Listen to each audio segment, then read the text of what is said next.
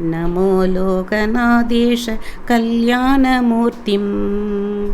जिनं चिन्मयं शुद्धसत्यस्वरूपं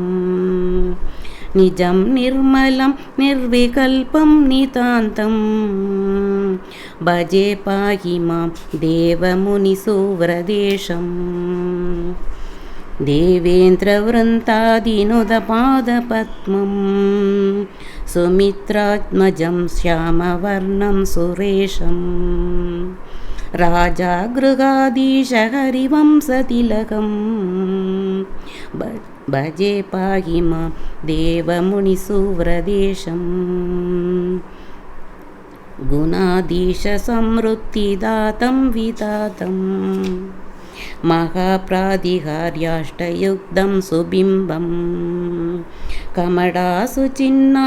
निदतीर्थनादं भजे पाहि मां देवमुनिसुव्रदेशम्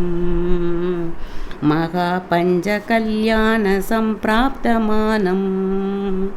निराकारस्वेच्छामया शुभ्रचित्तं प्रसन्नात्मकं सच्चिदानन्दमूलं भजे पाहि मां देवमुनिसुव्रदेशम् धर्मामृतपूरितपुण्यगेहं जितमन्मदं मोहकर्मारिनाशं प्रचण्डं प्रसिद्धं प्रबुद्धं प्रशान्तं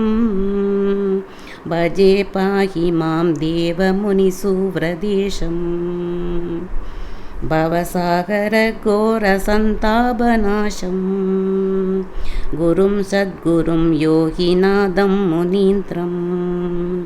विराहिं विमोषं विभो वीतरागं भजे पाहि मां देवमुनिसुव्रदेशम् पुरुषोत्तमं वन्द्यपरमं प्रधानं प्रसीद प्रसीद प्रभो मुक्तिकान्तं देवात्मकं भव्यलोकाग्रवासं भजे पाहि मां देवमुनिसुव्रदेशम् जराजन्ममरणादिमुक्तं विमुक्तं विभुं शाश्वतं विश्वपूज्यं विशोकं जगन्मङ्गलं नीलकायं निरीशं भजे पाहि मां देवमुनिसुव्रदेशम् भजे पाहि मां देवमुनिसुव्रदेशम्।